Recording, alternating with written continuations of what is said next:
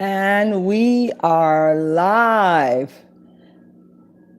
We're going live on Facebook. How's everybody doing out there in the YouTube channel?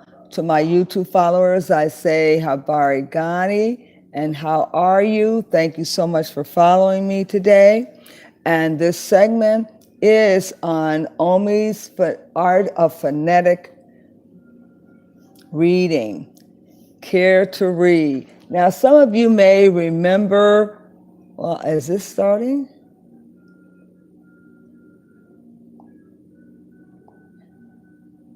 I don't know if it's starting. We haven't gotten it going yet here. Okay.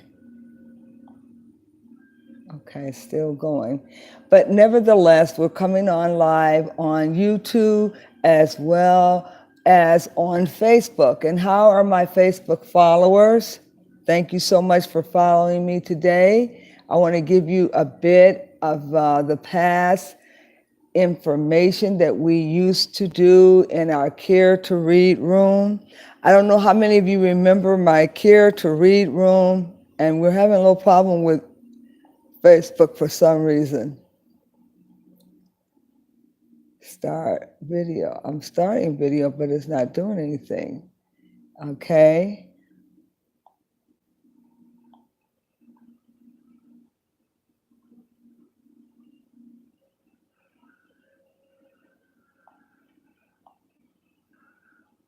It's not giving me a live video for some reason on Facebook.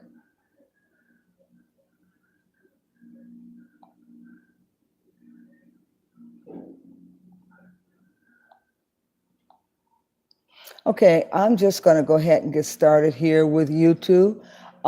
This topic is to address reading and the reading deficit that's in our country. And primarily, I'd like for my grandson to be able to see some of the materials that were so successfully used that can help him learn to read before he goes to kindergarten. So I have a vested interest in presenting this because I want to make sure that families have an opportunity to get their children ready for kindergarten. And I am a kindergarten specialist, preschool kindergarten specialist, and I do work with specializing in setting up kindergarten programs. So one of the main things, why is it not starting here? Let's see if we're going to get anything going here.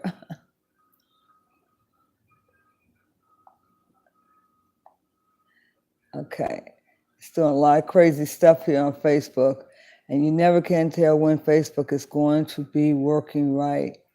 And maybe we'll get it together today. Let's see. It's got me in all kinds of colors. Maybe I should quit and come out. Okay, ladies and gentlemen, there's just a little disruption here with Facebook. I don't know how I can end it.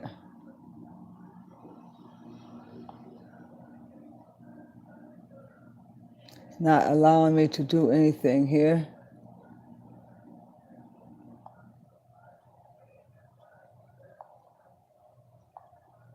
Okay, it's not allowing me to get onto Facebook. It says the video is starting live, but let me start again.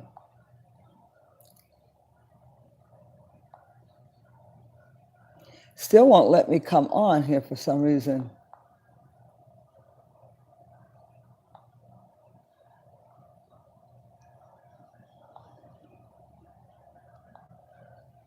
Well, what do you know? It's not working here.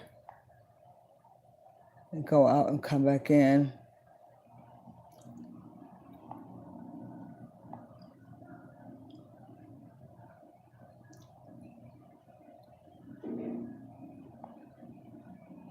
Now we're just going to go ahead and get started here. I'm not sure what it's doing, but nevertheless, we're talking about phonetic reading, not just sounding words, and we're not talking about memorization, but we're talking about teaching children to read through phonetic blend. And I thought I'd share with some of you teachers some of the materials and curriculums that I've used over the past years that have been successful, and also give some demonstrations for those teachers. Now, let me give you a little bit of my background. I started out teaching, graduating in 1975 from college. And literally, I had started off being a visual design major and then switched over to teaching. So after becoming a teacher, graduating in elementary education with 2 specialties, one in elementary and one in preschool kindergarten. So that allowed me to be able to use my preschool kindergarten license in order to set up now here we go again, it's not functioning here. See, it's not functioning. I don't know why. It won't let me go on. So hold tight for a minute, ladies and gentlemen. We're trying to find out what is going on with Facebook. And every time I say start video, it won't let me start.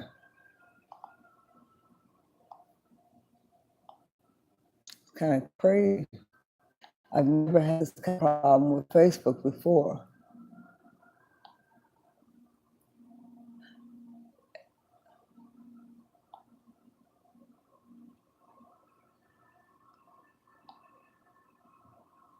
Let me see what's going on, ladies and gentlemen. If you just bear with me, we're trying to get Facebook on, and if we can't, we'll come back later and do Facebook.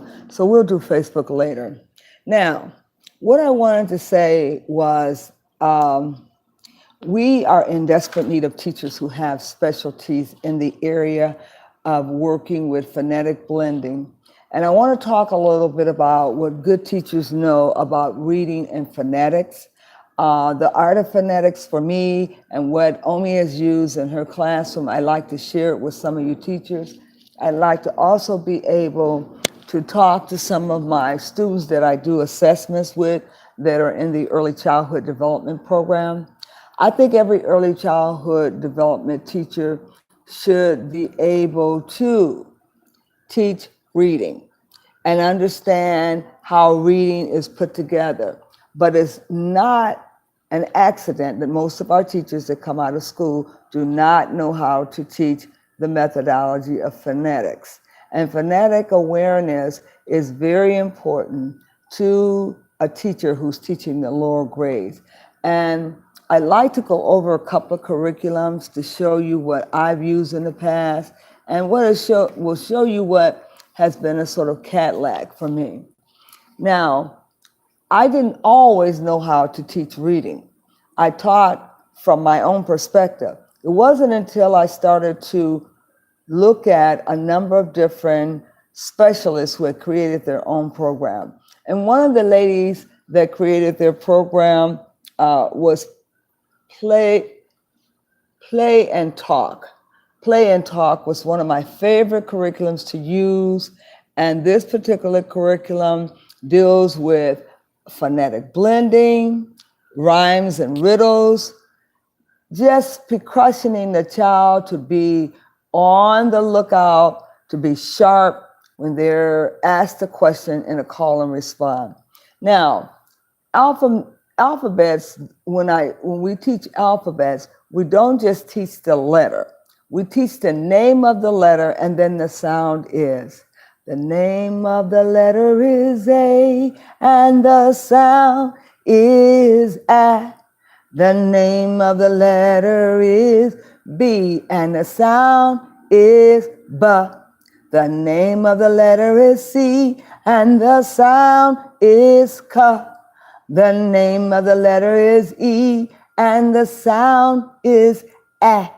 We teach the songs and the letters sound isolated so that they know that the letter says its name and then the sound says either its long sound or short sound. We oftentimes forget to teach the vowels that are isolated, A, E, I, O, U, and sometimes Y. Now, there's a lot of controversy over that fairy letter, the Y, and I won't get into that today. I'm merely trying to show you what's good curriculum that's out there. Now, within this particular play and talk, there are rhymes and riddles. Children need to learn riddles and rhymes. It helps them to develop depth for memorization. Before you look at the word, listen to the riddle and do the recording. Now, let me give you a riddle which we would give our preschoolers and our kindergartners. It was no different. When you start the 3-year-old off to read, you start the 4 or 5-year-old to read at the same time. The 3-year-old will catch up through watching the older children. Will you find me on the calendar? I am the 4th month of the year. My name starts with A, as in May, and it's very clear for you to hear. I am a very useful object from the oriented. I did come, and you can use me when you want to count or just play with me for fun. Then it gives an example, and then they come up with the answer for the riddle.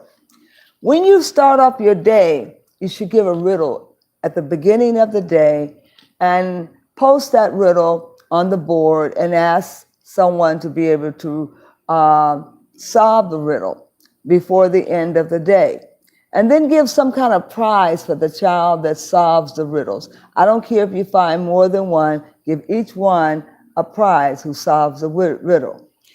That keeps them on guard to be ready for reading. Then we have something that's called Read the Room. And we have flash words, we have high frequency words, and we have their vocabulary words.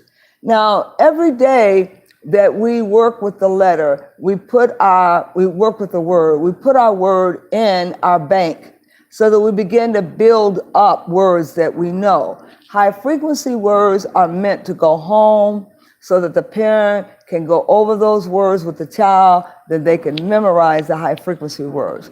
It is the phonetic words that we want them to blend and to break down and to use a slide rule. But it's very important that we should start our children off with understanding that you cannot say a consonant without saying a vowel with it. Okay? Just like in the word "ba." You hear the sound of "ba," and the spelling is B-U-H, ba. Baby bear is not big. I have a baby boy. See my bird bath. This is my best book. So you're using all of the letters of a B to give the child a sound. Now, this is the play and talk curriculum that I found to be so magnificent. And Louise created this particular curriculum, who I had a chance to meet over the phone, and she asked me to promise her that I would teach as many African American children as I could to learn to read. So I'm giving this service online as free, following her lead and making sure that children have a chance to learn to read. Our children have been taught backwards. They have not learned the phonetic blend or the decoding. Now, when looking at the decoding, we want to make sure that our children know the vowel sounds. And here are the vowel sounds, A, E, I, O, U. And as you see the vowel sound, you know that the A has a short sound and it has a cap on. E has a long sound and it says its name. I has a long sound and it says its name. A has a long sound and it says her name. You have the long vowels and the short vowels, okay? For example, in the word that you are reading over here, the consonant, and you look at your slide rule, R, at, rat, cat, ka, at, cat, sat, sa, at, sat, pa, at, pat. And as you teach them to understand the consonants and the blends, we're looking at the at word now. When they learn that AT says at, they'll be able to read the cat sat on the pat. The cat sat pat on the mat. Cat sat pat mat. Now, you will be able to go through these books on your own, teachers. And if your parents at home doing homeschooling, you certainly have to prepare before you go and teach anything in class. You go and prepare and you sample the lesson and work with the lesson and be able to manipulate it. Now, in this Play and Talk series too, they get a little bit more into depth. And they're looking at the vowels and the vowel families. Okay? Listen to the choo-choo train. Choo, choo, choo, choo, choo, choo, choo. Then we look at the vowels, as I said, ka, at, cat, da, in, din, na, ip, nip, ra, ab, rock, ra, ab, rob, fun, fun. As they begin to look at those particular words going down the track and back, choo, choo, choo, choo, choo, choo, choo, choo. You teach them to move their mouth so that they can enunciate on the words. Now, this book goes into also your beginning sounds when you are dealing with your TH sounds, such as, or your CH sound, such as cha,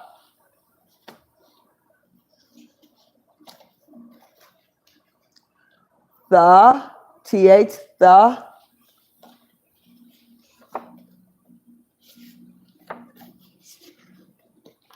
and wa, wa.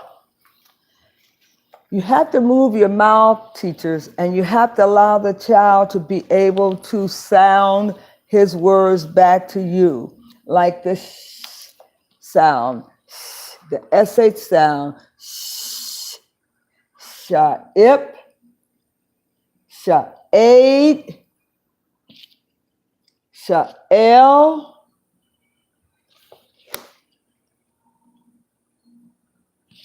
am I on the right page here? Okay. Okay, can you see that? Sha'el, shag, sham, sha'ip. Can you see that? Sha'ip,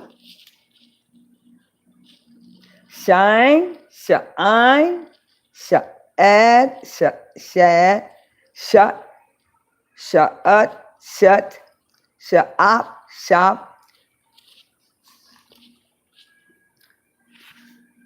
sha'an, shan, sha'at, shot. Now, as you go over those sounds with the children, making sure that they're doing the consonant blends. And as I just showed you, you have the w, WH, and the SH, sh. Then you have the ch sound and the th sound. There's a TH sound. And then there's a THR sound, th. And you roll the sound when you get to the THR, like thrice, throat, thrive, thruh. Okay. Now, I think you get the picture on that. What I wanted you to understand is the Play and Talk has been used to teach adults to read as well. You can also go into your vowel sounds, your UR, okay, your IR, the and Sometimes we get those mixed up when we're spelling, but we know that there is a UR, and an IR, like in bird, bird, bird, first, first, birthday, birthday. And then we have our UR, and our UR does not sound the same. But going with our IR, like in chimp, imp, chimp. And third, the third, swirl, or shirt, shirt, thirst, the thirst, whirl, whirl, whirl.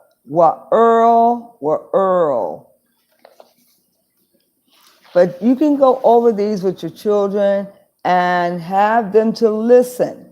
Listen to the short vowel, listen to the long vowel. It's very important that you take your time. Then there are the EA sound in break, great, steak. Then you have the A sound. And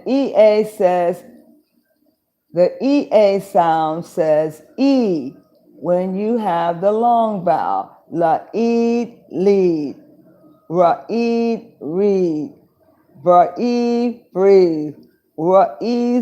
weave, preach, leave, learn, wheat, steam, steam, speak, week. Then you have the AIR sound. And the AIR sound sounds like R, like chair, stare, pair. And then you say air like R, care, the air, dare, blare, glare. Okay? Now these are just some of the sounds that you will be using while working with the child. You must remember the OU sound and the OU sound and the OW sounding of the words. Okay? Then you have the OI sound that sounds just like OY sound, like oi, roy, coy. Curriculum. And there are tapes to go with it, so the child can put a tape on, listen to the tape while he's sitting at the earphone table where he can quietly listen to the introduction part of the play and talk while you prepare the other necessary curriculum. Now, the next curriculum I'd like to introduce you to is called Powerline Reading. And a gentleman asked me to sample this curriculum and to look over it and see if we can bring it into our district. I'm still busily looking at who we can bring this into the district with. And this particular curriculum is a fine curriculum. It starts with 4 workbooks that are teaching different things each level. And I'll just sample the first one for you here. And it's a workbook, and it covers everything you can think of for the child to practice on. And repetitions builds excellence. So there's a lot going on in the area of workbooks. Most schools don't want to do workbook anymore. They want to make copies of the dittos, and they pass out ditto sheets. I make the student go to the board and take dictation. And when they're taking dictation, they can see their mistakes and they don't have to hide them. They can make the correction that are necessary and go on to the next level.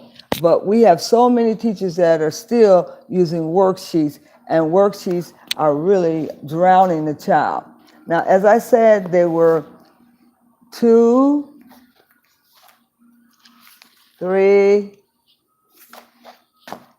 and 4 workbooks that goes all the way to the level where the child is. Now, I would take these workbooks apart and have them go to the board, because I love for children to expose their work at the board and not just working on a workbook page.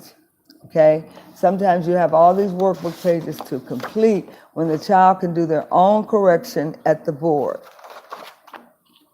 I do a lot with dictation, and at one time I had an old typewriter where children could go. I had several old typewriters where they can go and take stenographer and listen to what I'm saying and the sound and type the letters, or else they had a choice of going to the board to actually write the letters physically on the board. Now, don't think that there is not any instruction, teacher. In the Powerline program, there's a teacher's manual. And this teacher's manual is made up of answers for those workbook pages, so you can quickly look at a glance to find out the answer to these questions, so you don't have to sit there and read them yourself. Now, this manual instructs the teacher on every account, and it starts out with Chapter 1, Lesson 1, the purpose, the major, perceptual development, the oral language and the speech, dictation and spelling, like I said, listening and comprehension, additional reinforcements, techniques, visuals, auditory. Auditory is very important because you can find out if the child is hearing well when you're giving auditory instruction. Now, then you have Chapter 1, Lesson 4, your purpose, major perceptual development, dictation and spelling, listening and comprehension, additional reinforcement techniques. Like I said, you can add those auditory and visuals. Now, these chapters go on all the way up to chapter, I think it's 22 or 23, all the way up to chapter 28. Then there's some high frequency words for the child to listen to on the cassette tape that you would play for them, or the DVD. And they can develop their listening skills through auditory at one of your listening tables. But it's very vital that the teacher should read through the teacher's manual. And one of the problems we've had is that the teacher didn't know how to use the material, and the teacher was not familiar with the teacher material. So you must be familiar with the teacher material and take some time to come in early to get familiar. And this Powerline Reading program, there is a website, powerlinereading.com, and there is an opportunity for you to learn more about Powerline and how it's used in the district. Now, Powerline has an operational manual also, and this tells you how to operate this manual in your district, okay? And the Powerline operation, they have the history of the Powerline, when it came about, and basically who were the people that founded it, and they've had it tested with several different districts. Powerline, the auditory perception is very unique in what they have done here. They really wanted the teacher to understand that there's visual perception. So you got to rely on the child's best asset. If he's more of a visual learner, then you could actually adapt his curriculum to visual instead of auditory. Okay.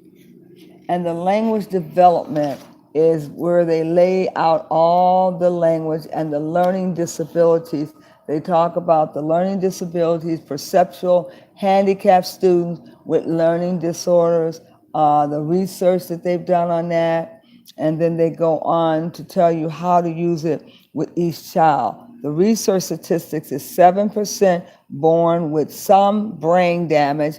Dysfunction has drastically changed over the past 20 years, mostly due to the drugs culture problem. For example, he says, one national statistics from 1990 to 1991 states that 15% of the baby born in 36 metropolitan hospitals were drug addicted. These children often have educationally impacting conditions of various form. And The Misunderstood Child, a guide for parents of learning disability children by L.B. Silvers, MD, New York, McGraw-Hill.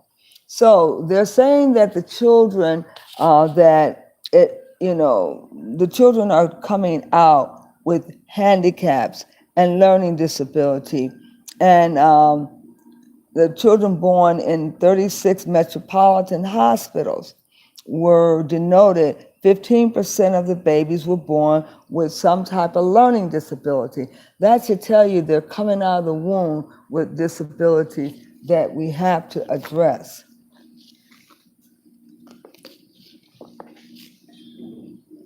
Put my plug back in here. Excuse me. And they're coming out with disabilities that are actually denoted at birth. So what can we do about those children? We can start off by teaching them, but I believe that every child with repetitious learning can learn, no matter if they do have a deficit. We don't know what extent the deficit has robbed them, and we don't know what extent that they have been affected. So it's best to teach every child as if they are normal. And if you don't do that, then you're going to miss out, because some children, they compensate for their deficits, and where one area is not functioning well, another area, whereas the auditory may not be functioning very well, they may have a very keen sense of visualization, and they compensate for whatever inadequacy that they have. So we never make the mistake of saying the child can't learn.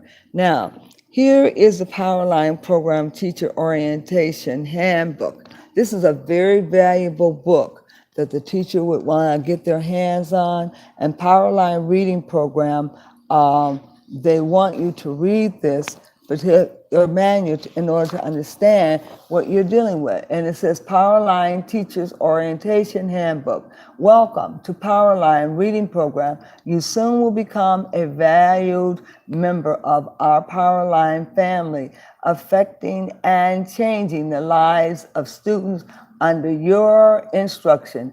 Powerline gives you structured sequence lessons when operated correctly, will help the student overcome and break these down visuals and auditory processing problems back. Okay, break them each and lesson provided. I think I better put my glasses on here. I'm seeing doubles. Okay. All right, there we go. And Powerline provides as many auditory cassette teachings tapes as needed, 6 teacher manuals for answer books, and 1 operational manual, and the methadone tape. A Powerline director will provide the diagnostic testing and training and orientation class, on-site visitation for observation, and ongoing consulting with the teacher and student will be arranged by appointment with the teacher and Powerline director. Now, conventional settings where Powerline is more efficiently and economically used. School setting, 5 students daily.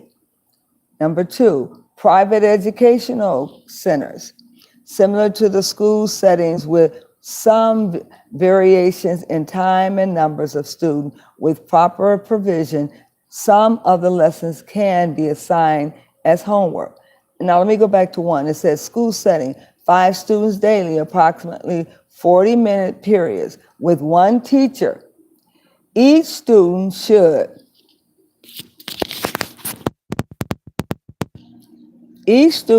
have a visual desk or a carousel or table with a divider so they cannot observe one another. Each student should have an individual tape player with monologue headphones. Areas should be large enough for a tape player and an 8.5 by 11 student response book. Number 3, the tutorial settings, the private teaching, usually teaching after school. Each student is tutored privately. Once or twice a week, students work on lessons at home with proper provision by parents. Number 4, homeschool. The homeschool program trains the parent not only to correctly use the teaching tape, but also to do the visuals and auditory reinforcement, lessons that the teacher usually do. Powerline trains one of the parent in each homeschool group to administer the program. Each parent is required to attend with their child a once-a-week meeting to check in their tape and demonstrate their proficiency with the past week's lessons, and to check out the tape for the following week. The student needs a quiet place to work with parental supervision. If there are no other children present, only a tape recorder without headphones is necessary. If you use headphones, make sure the headphones will play monologue tapes. Now, it goes on to say, what should schools provide? The schools should provide individual desks with dividers so students cannot interact with each other. Number 2, individual auditory tape cassettes,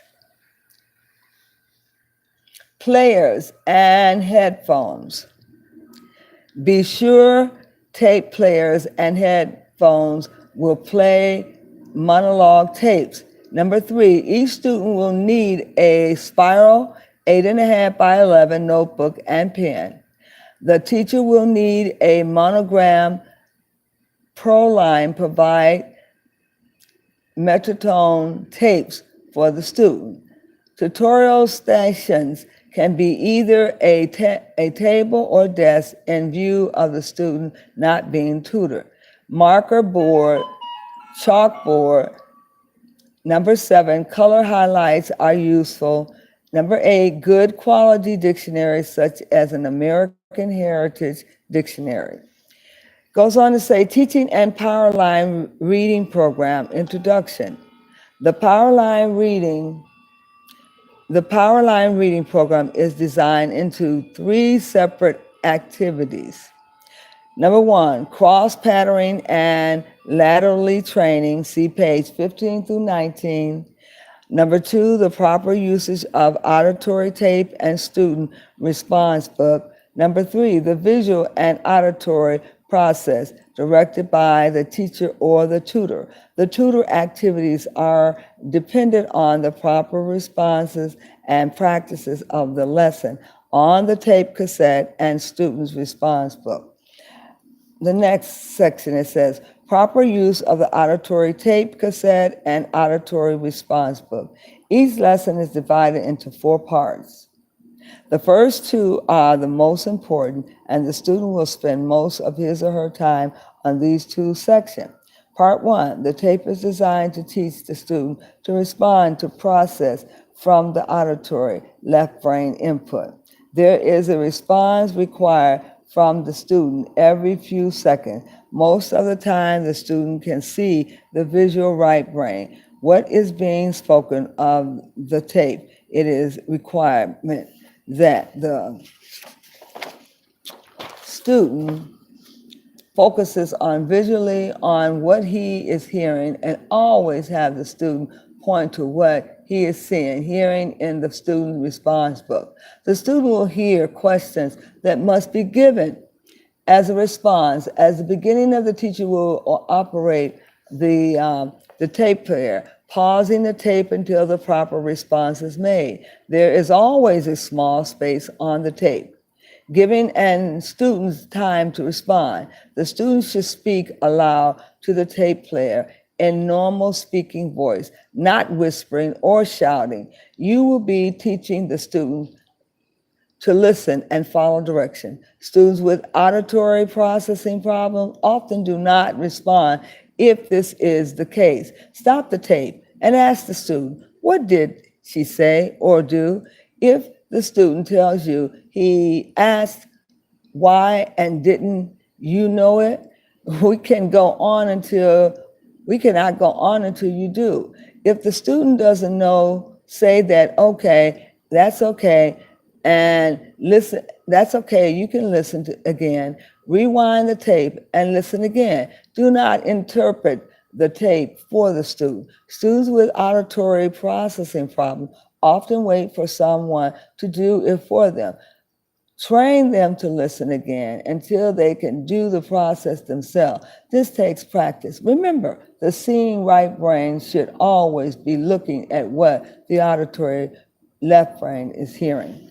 The oral language and speech section. This section will become the most important part of the lesson for the entire first chapter. The proper procedure is an introduction until lesson 2. The student should point to each symbol as the tape instructs. Be prepared to stop and tape on each instruction. Always ask the student, where should you be pointing? At the end of this section, the student is structured to stop the tape and practice this section. Rehearsal and practice is the most important activity for the first chapter. See page 22 for correct practice procedures. There are at least 6 different types of practice. This section should be practiced until it is correct. The student should not proceed to the next lesson until this can be read correctly. The only exception to this is lesson 3. Because of the literary problem many students experience, it will take considerable amount of time to overcome B and D reversal. Have the student practice the oral language and speech section a few times and then go on to the next lesson. On the sequence lesson, if the error or hesitation is the B and D literally problem, allow the student to proceed. Lesson 4 is a good time to introduce the metronome beats of this section. Start the student at 60 beats per minute. Practice up and down all 6 columns until perfect, except for B and D's.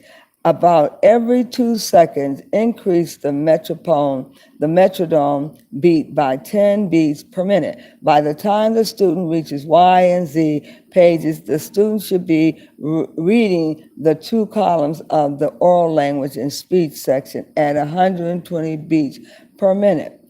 BPM. Chapter 2 should not be attempted until 120 BPM has or is achieved. Okay, now it goes on to talk about the dictation and spelling. In the dictation and spelling, the dictation and spelling directions are as prescribed by the tape. The student should correct his work by comparing his response to the answers in the answer book. If there is an incorrect answer, the part that is wrong should be circled, not erased, and the correct answer written beside the error. The student should then give himself 100%. Have him look carefully so the teacher doesn't need to subtract from his 100%. Additional required activities commencing in Chapter 2, Lesson 1. The aforementioned procedures are followed throughout the entire first chapter. The format changes are in the first lesson chapter. There is a line of consonants at the top of the page. These are all consonant names and sounds learning up to this BMP, this BPM. There is also a list of words and nonsense syllables just below the consonant. These should be practiced 120 BPM, younger children at about 90 BPM. Remember, the student is required to know the definition of these words and use them carefully in a variety of ways. Put the speech around introduction and lesson. Parts of speech around introduction and lesson 1 of chapter 2.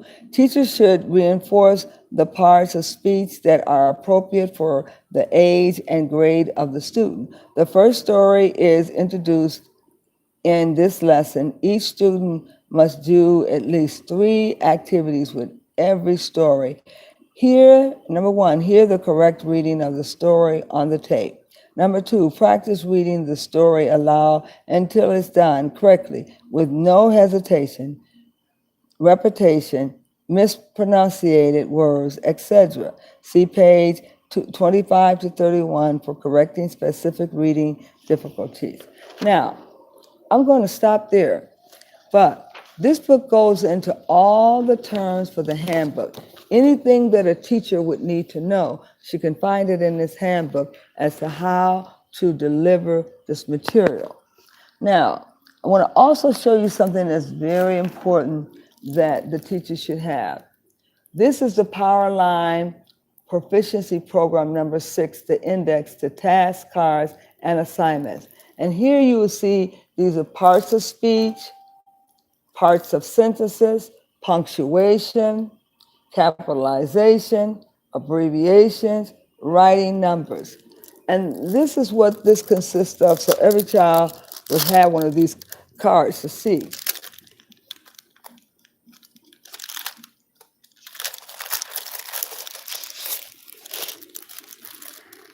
Okay? And then it goes on to looking at the dates, the streets, writing numbers, divisions of books, time. And it would teach the child all of the things that you would be covering in that lesson. And every child would get one of these.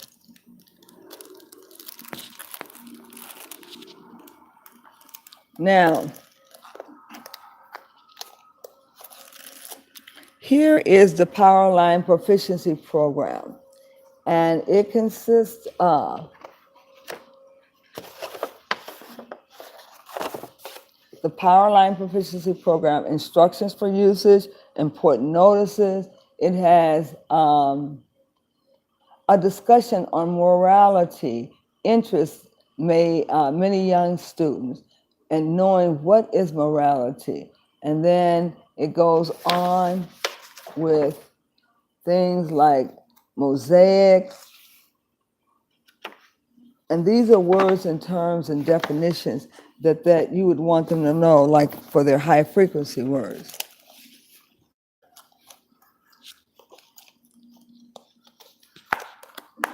Now, I want to also cover for those lower grades, for the teachers. First of all, let me finish with this particular book.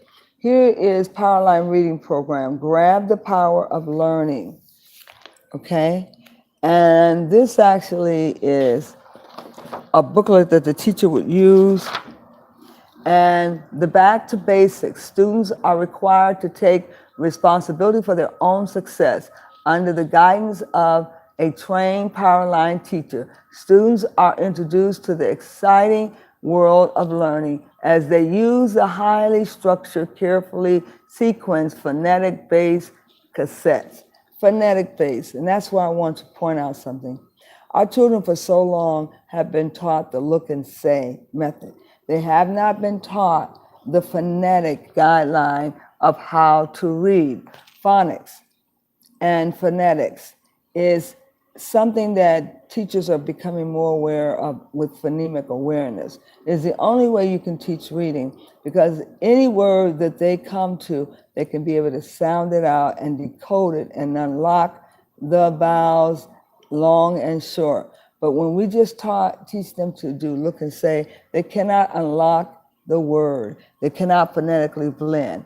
A carefully designed progression of skills, phonics, is the main track on which the Powerline Reading program runs. However, it is just one of the components the program contains. For example, there are 146 specific activities interwoven throughout the program to help students develop their visual perception and over 200 activities to help students develop their auditory sequencing, discrimination, cruel skill used in reading and spelling. The program starts with very simple exercise and advances to more sophisticated exercise in the final lesson. Components necessary for the accomplished readers and spellers are woven into the program at the appropriate time. Included in these areas are directional,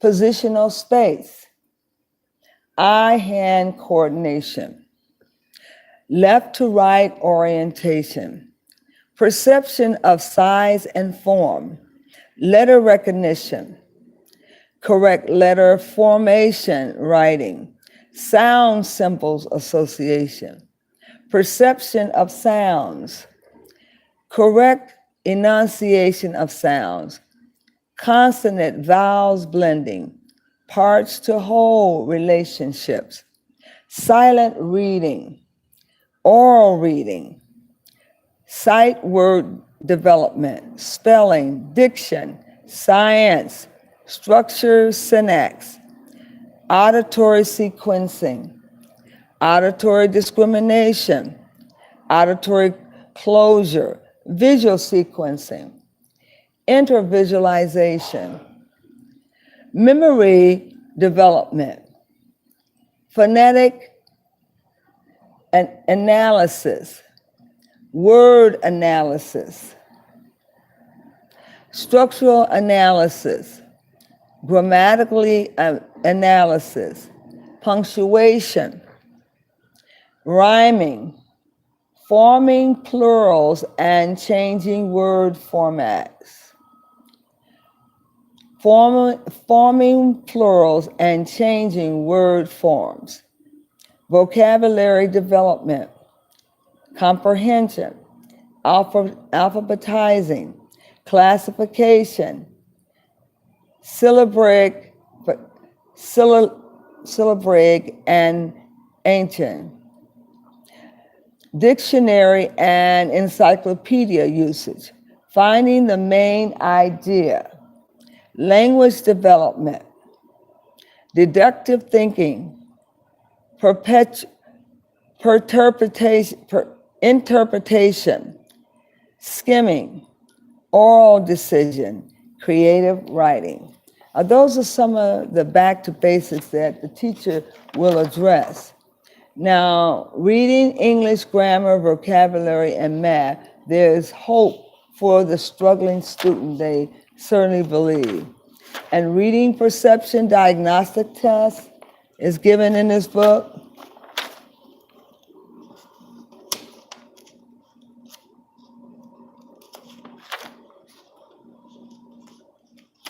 And here's one of the directional tests that they would give,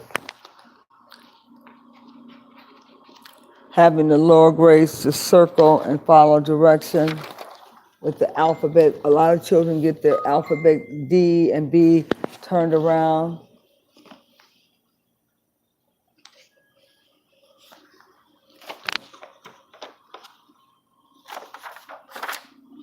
Cross-lateral exercise, half jumping jack for hickory dickory dock. Raise right arm to the side and left leg to the side simultaneously, then switch hickory dickory dock. Number 2, climb the tree. Lift the right arm and the left arm simultaneously if climbing a tree or a ladder, then switch. Number 3, I spy. Lift right hand to eye in shape of telescope while kicking left leg behind simultaneously. Number 4, March of the 10 soldiers. March with stiff legs and arms, lifting right arm and left leg simultaneously, then switch. Number 5, top hat. Tip your hat to the audience while lifting hands and raising the left knee simultaneously, then switch. Number 6, hula or old student. Both arms to left side of the body while left foot crosses over right past right side of the body simultaneously, then switch. Finally, number 7, cross-country skiing for older students with thumbs up, right arm swinging up and left kicking back simultaneously, then switch at 10 repetitions. After 10 repetitions, add eyes, look at thumbs in the air without moving the head. Now, these are all exercise. And then the definitions of terms: perception, to become aware through slight hearing, touch, or smell, or comprehension. It is a psychological process required for manipulation of ongoing sensations and require attention, select, discrimination, and organization. Language disorder, defined as the inadequate or inappropriate acquisition, comprehension, or expression of spoken language. Included are the following subsystems: phonology, morphology, syntax, and symmetrics, and pragmatic. Aphasia, a general term for all disorders of symbolic formulation and expression of language, called severe language delay. Delay language developed due to neurological dysfunctions would be called congenital or developmental aphasia, as opposed to acquired aphasia due to traumatic injury to the brain. Causing a loss of language may occur in a mild form as a pronounced reading, writing, and speaking disability. Causes are delayed speech and language, sensory diversion, a neurological dysfunction or deficit, emotional disorganization, experience deprivation. Conceptualization, the process of recognizing the relationship among experience, include classifying and categorizing, generalizing, and abstracting. Learning disability, a deficit in learning in the presence of a basic integrity. Psychoneurological learning disability, a technical term meaning that behavior has been disturbed as a result of dysfunction in the brain, and the problem is one of altered process, not a generalized capitalization to learn. Dyslexia, accepted by the World Federation of Neurology as a disorder manifested by difficulty in learning to read despite conventional instruction, adequate intelligence, and socio-cultural opportunities. It is dependent upon functional cognitive disabilities, which are frequently of constitutional origin. A similar definition of dyslexia by Eisenberg. Operationally, a specific reading disability that may be defined as a failure to learn to read with normal proficiency despite conventional instruction or culturally adequate home proper motivation, interaction, senses, normal intelligence, and freedom from cross neurological deficit. Now, as you can see, they're covering a little bit of everything. And here in the Powerline, there is an actual grid for reading accuracy, the months and year, the name of the student, gain reading accuracy, reading comprehension starting, reading comprehension finishing, gain reading comprehension. So this book is terribly important for that instructor to make sure she uses this grid and posts the child's skills. And then there's a general behavioral symptoms for learning disability, and it is unable to identify letters, objects, etc. when they are right in front of them. Number 2, is unable to analyze and synthesize words, leaving off endings and difficulties scanning. Number 3, can't find place on page, confused by 2 or more materials on page. Number 4, has trouble shifting from one process to another, has problems using the dictionary. Number 5, perseverate, is unable to let go of an idea or task, has problem picking out information when other stimuli are present. And section B, forms and consistency, has number 1, has difficulty recognizing small and capitals or part letters.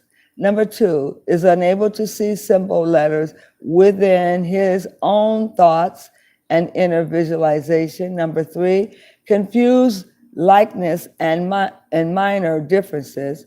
Number 4, repeatedly confused with words with similar beginnings and ending. Number 5, is unable to reproduce patterns, letters and symbols and words after patterns has been removed, erases from the board. Number 6, reverse letters and or words in writing and copying. Number 7, is unable to find words that match. Number 8, mismatched words with the same or similar beginning. Number 9, fails to recognize the same words in the next sentence. Confused. Number 10, confused with words in the same sentence. Number 11, cannot visualize what is read silently or orally. Number 12, is unable to find his own errors when proofreading. Number 13, is unable to see or identify specific words in content. Number 14, is not aware of the little words within big words. Number 15, is unable to recognize known words when presented in different prints or with capital letters or in a different content. Number 16, has faulty letter formation. Number 17, incorrect coding for certain letters. And it goes on. And here the teacher will find the position in space, the spatial relationship, the visual memory. These are some of the areas that they need to look for. And then looking for and testing eye-hand motor coordination, such as clumsiness, has trouble buttoning, typing, has trouble buttoning, tying, etc., has problems stopping and starting on a cue, bumps into others or things, is unable to cut, color in lines, paste, build, block, holes a pencil, lose places frequently when reading, squat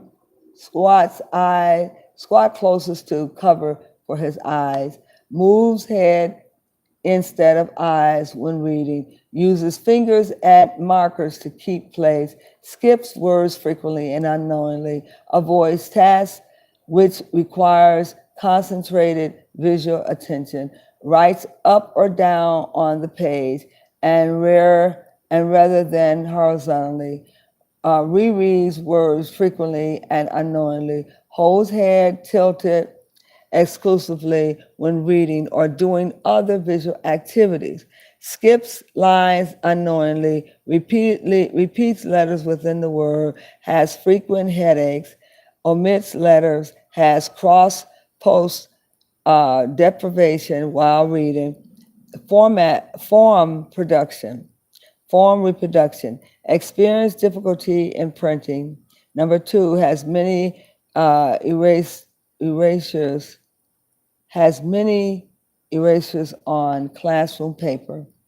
Prince, number three, Prince write letters remarkably unequal to size in his words.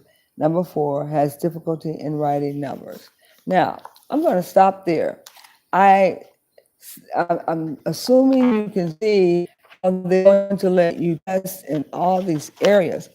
And here they show Mr. Ruffy's Steps 1 Reading in Phonics is a complete beginning program. Everything you need to teach your child to begin reading is included. Step 1, Reading and Phonics. The daily lesson plan in the teacher's manual clearly states the objective, tells what is needed to prepare for the lesson, and gives clear instructions on how to teach the concept, the lessons plan, and to include handwriting assignments and coordinate it with the sounds and words and the child has learned. Speaking of handwriting, that is something that I am a stickler about, and so is this particular program that teaches from the step 1 reading and phonics, handwriting, the modern style, handwriting assignments for the Mr. Ruffy Press Step 1 reading and phonics curriculum.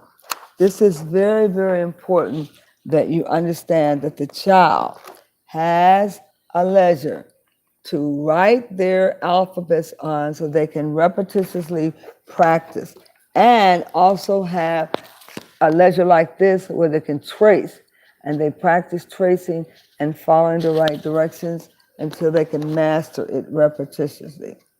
But we certainly don't let our kindergartners or preschools go out without having a lesson in handwriting. Now, some schools tell me that it is not mandatory for them to teach handwriting, but I make it mandatory so that every child knows how to write those Danielian letters and begin to understand how to connect it to cursive writing. Because without teaching them how to print for Danielian, it'll be so difficult to teach them how to cursive write. So this is the one that I recommend because it goes with the the Powerline program. Okay. Now, I think I've showed you just about everything in here. The one reading and phonics curriculum and the cards, the Powerline Proficiency Program. It's very important that you start your preschoolers off as early as 3 years old in learning to read. Now, let me tell you what cautioned me to come into looking at Care to Read again. That was my main feature point on Blog Talk, where we actually had a program called Care to Read.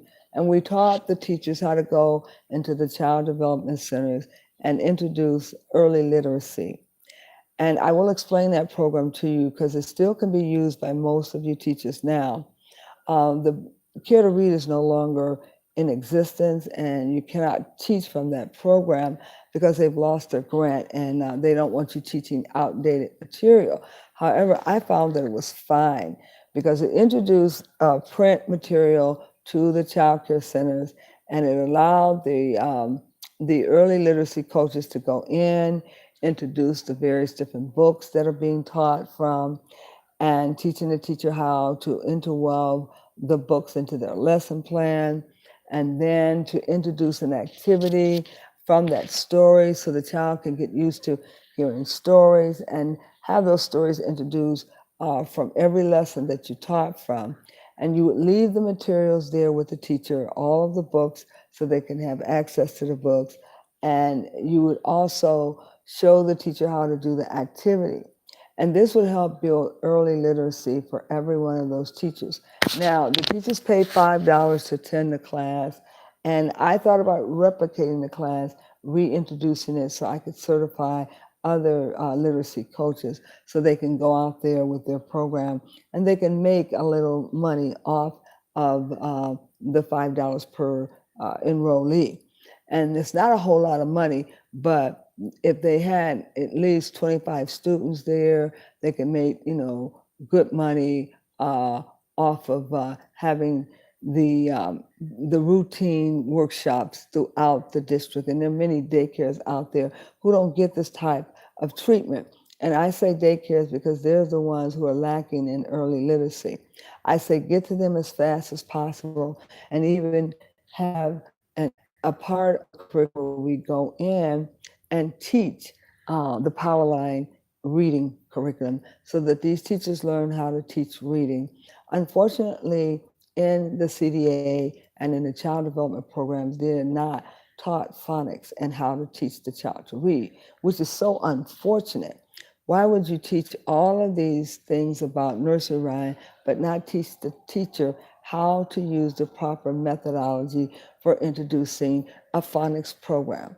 And it's very, very important that the teacher goes away with this, because what happens if that teacher should decide to go and get her bachelor's degree after leaving a 2-year associate program?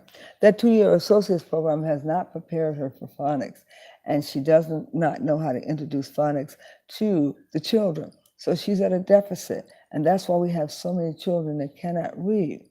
And some of those teachers may not ever get to a 2-year bachelor's program, or even if they do get their 2-year bachelor's program, there's so much mandatory requirement within the curriculum that you don't find that reading methodology, at least phonics, is a required course, and it should be.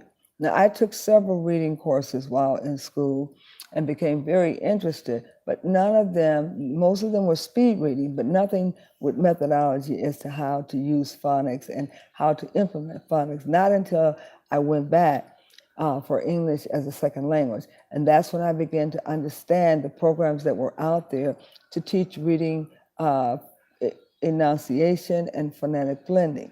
And I think that most teachers should find that that is so I often think that reading is one of my favorites. I enjoy teaching the slide rule, the decoding rule, encoding, the murmur-diphthongs, how to unlock the words, how to clap out the blended sounds. And now, as you can see, they were talking about the minutes per beat that a child is reading on. Because some children are just calling words and they are having so much trouble breaking into the word that they lose their comprehension, because just breaking down the word is so difficult that they fail to even gather the comprehension. And what we're trying to get out of reading is comprehension. And we often tell the children we read for several different reasons. One could be for reading for entertainment, reading for comprehension, and reading for pleasure. But if you are so busy breaking into the word, you cannot read for pleasure because you are too busy having a hard time spitting that word out.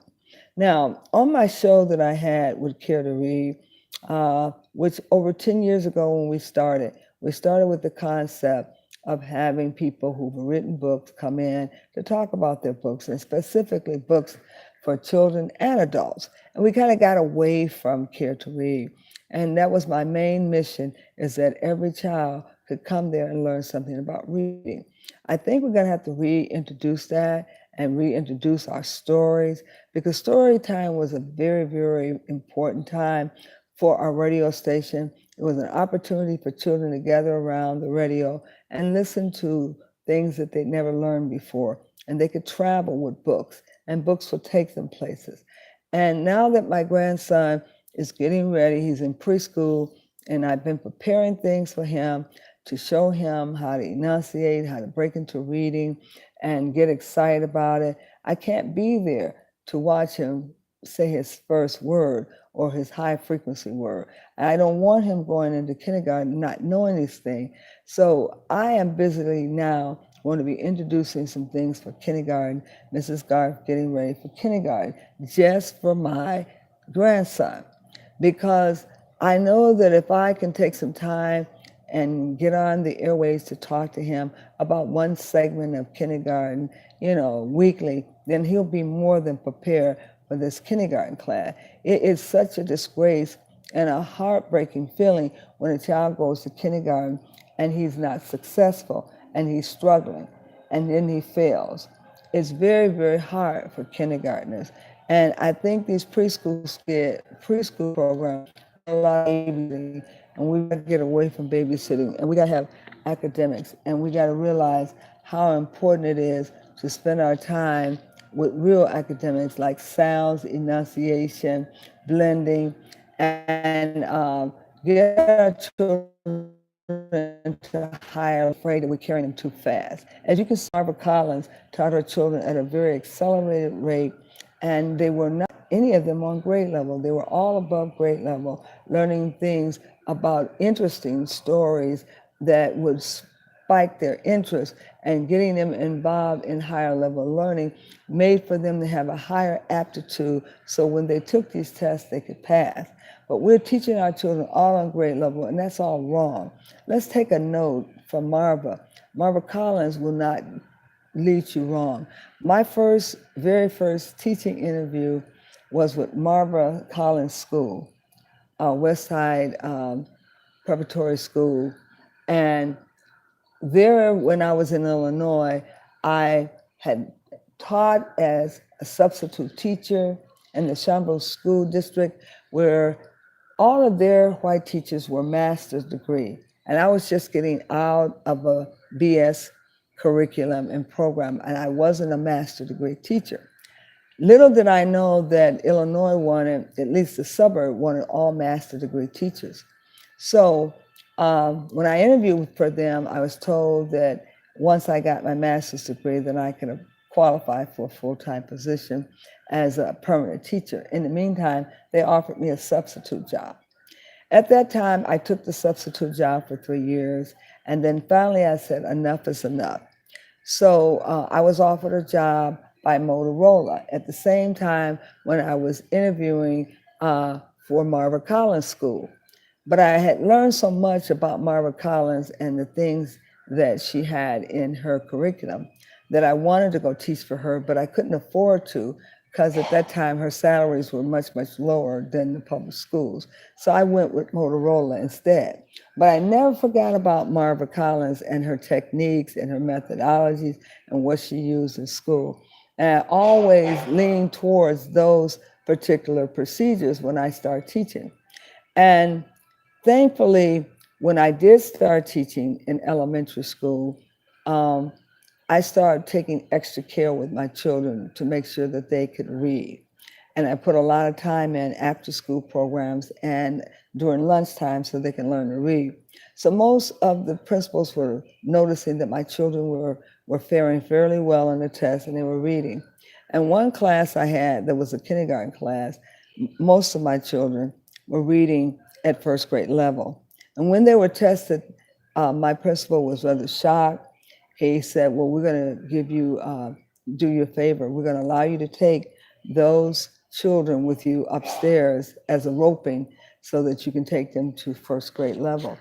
So I was able to take all the same children I had from kindergarten with me to first grade.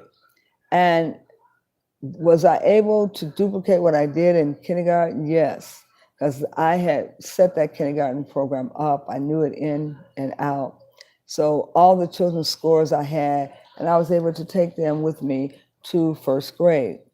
And there was two children that stood out that I knew were scholars and would really turn out to be something. I'm still in contact with those children to this day. And I hope they don't mind if I mention their name, Patrice Patton and DeJure Curtis, two of my fine, outstanding students. Patrice Patton graduated, I think, salutatorian, second in her class.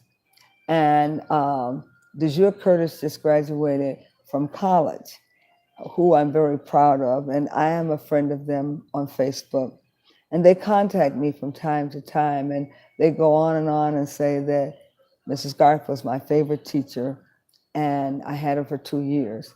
Now, I do believe in excellence, and I do believe that children should try to aspire to be the student of the month every month. And I have a whole collection of all the children that became student of the month in my kindergarten and first grade class. And you better believe Desir Curtis and Patrice Patton's names are right up there at the top.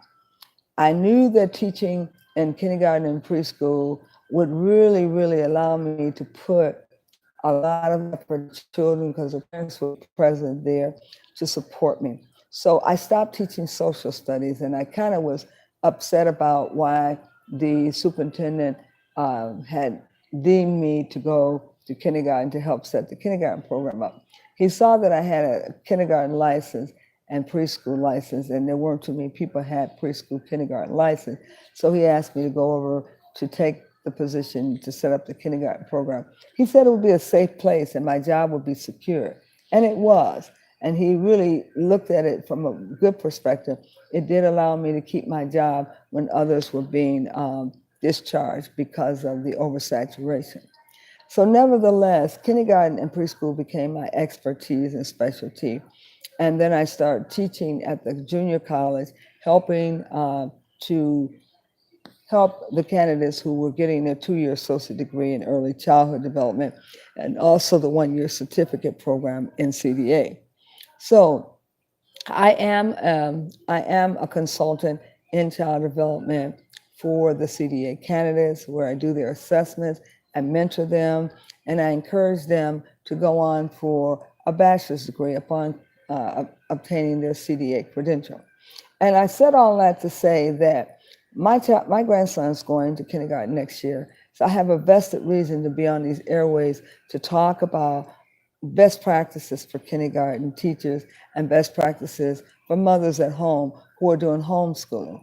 But I read all that information to you to show you a little bit about curriculum and how important it is to select your curriculum well and to be familiar with your curriculum, because there's so many teachers that are not familiar with their curriculum. They have not even had a chance to get into the box, and it's so busy all the time. See, I think that there needs to be a whole week of curriculum orientation so that the teacher can come without students in the class, get really familiar with all of the curriculum so that they know exactly what they're doing. Let's see here. Welcome to the live chat. And members are guarding your privacy and availability. Okay.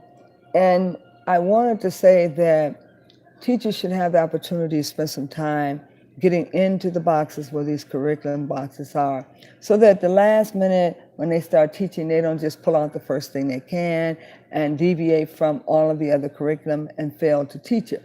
I think every piece of the curriculum part that they put in the book has some use, and you definitely have to take some time to find out what is more important.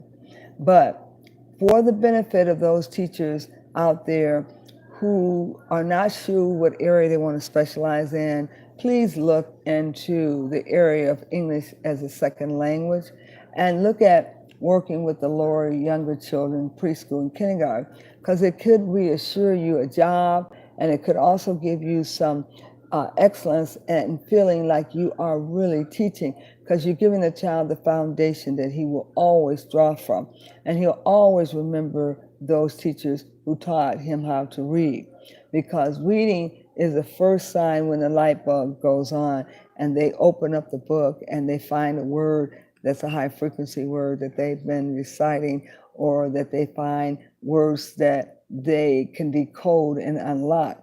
They feel like you've given them a gift. And I want to give that gift to my grandson. I want him to be able to come on the airways and see some of the flashcards and some of the words, and that are the flash words, high frequency words, decodable words, so he can say, that's my grandma. I learned how to speak and I learned how to read from my grandma. Because we certainly got to give our children an edge, and we got to give them a leg up.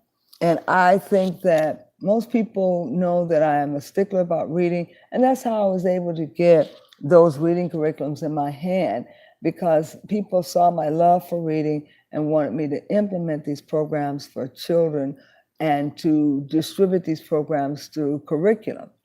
And I think that the most important thing that we can gather from Marva Collins is that she put a lot of emphasis in a child's ability to think for himself. And I oftentimes said that my little preschoolers were just like grown people. I taught them to have a voice in things and to speak up for themselves and for others who cannot speak out for themselves. And I taught them affirmations like in their higher self, and that they at all times should believe in themselves. And when you build up a child's hype so high that he believes he can do anything, then he probably just about can. But if you tell him he can't and you downgrade him, he won't be able to do books. Some African American inner city children don't get a chance to travel and go out of their climate and their metropolitan area. But you can teach a child that he can travel across the diaspora and in other parts of the country through reading books. And then once they get familiar with reading books, the next thing they want to do is take field trips and travel. So you teachers are going to have to implement more field trips, especially for these special ed children. They're deficient is what they are.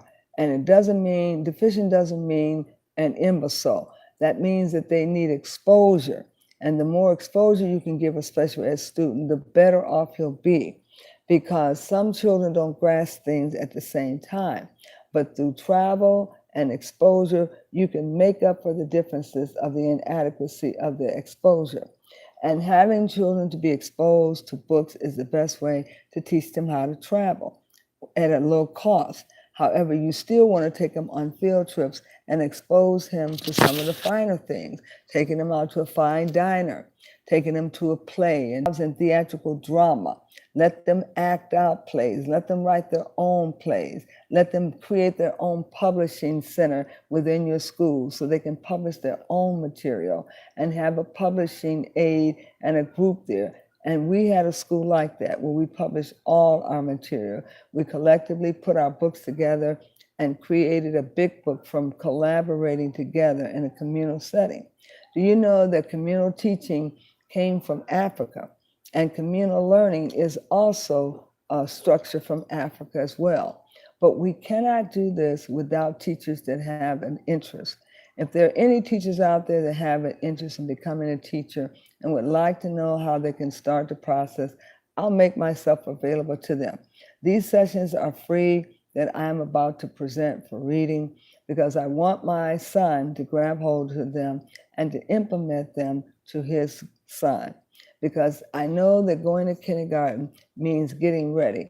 And we got to get children ready because around about now, December and January, the principal has already sent notices home to the parents of those children who have failed kindergarten. Such a horrible feeling to know that your child is still sitting up in class and they failed kindergarten. Mothers, you might need to go to your principals and ask them, is there such a thing as getting ready for kindergarten? Can I put my child in a kindergarten class to get him ready with these next few months? Maybe he can sprout over those next few months and make it on to kindergarten. Maybe there was something that he missed. And when I was teaching under contract, under getting ready for kindergarten, during the month of December, the children were actually pronounced the ones that had failed. And I was giving those so-called failed students to get them ready by the month of June to graduate.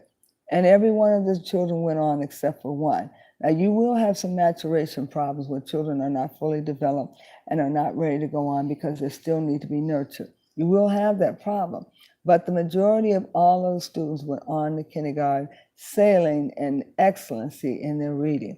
And that's what we like to see. So if there are any districts that are out there that need someone to give a boost to their kindergarten program to get their children reading, I am available. You can contract me to come in. These services are free online, but there will be a fee for those schools that bring those failing kindergarten and to help them. Because we have all of March, April, and May to get the children ready in 3 months. And then you can bring them back over the summer to finish up the rest of the months so that they are ready to go on to first grade, wide awake and ready to read. Thank you so much for listening to Awareness or the Art of Phonetic, OMI'S Art of Phonetic Reading, and Would You Care to Read? Now, as I told you, our radio show was initially called